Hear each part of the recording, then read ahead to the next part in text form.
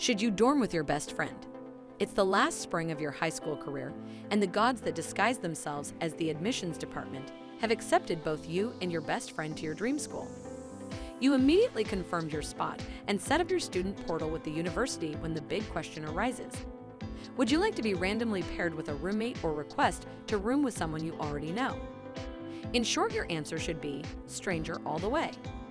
The long answer for those of you reading this while subconsciously picking at your BFF bracelet that you both ironically got then realized it had sentimental value is that college is about meeting new people. College is a place for you to challenge yourself in the last of your formidable years to see what kind of person you become after all is said and done. If you think I'm just preaching the usual college narrative and don't want to trust that the universe could potentially place you with a really cool human that becomes another best friend in your arsenal, allow me to attack this from a different angle. Living with your best friend will ensure the end of your friendship.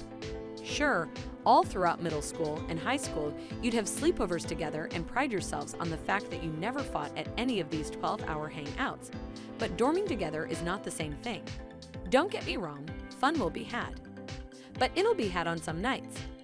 There will be other nights when one of you has to attempt to sleep early for their 8 a.m. class the next day. There will be nights when one of you is sick with a flu-like virus or self-induced alcohol poisoning. There will be nights when one of you is just not in the mood to listen to your boy drama right now. And all these little nights, while logical, will not fulfill your fantasy of what you thought living with your best friend would be. That's because dorming together is a combination of living, studying, sleeping, working, partying, and existing together in the small confines of a room.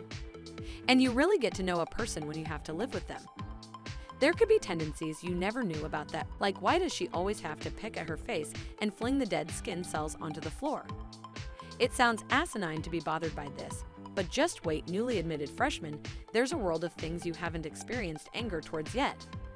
And of course, the small things will be the bane of your dorm experience. The ideal scenario is that you get placed with someone and slowly build an understanding and respect for each other while laying down the foundations for friendship, and then after some deep and well-timed heart-to-hearts, the natural fights can pop up every now and then. But coming in with extraordinary expectations and arguably the highest level of friendship and assuming it won't be ruined is insane. At best, if you remain friends, there will still be some dent in what used to be a pristine relationship. If you're watching this and still believe that your metaphorical partner in crime will be the best fit for you to snore next to, then by all means, submit your best friend's name as your requested roommate.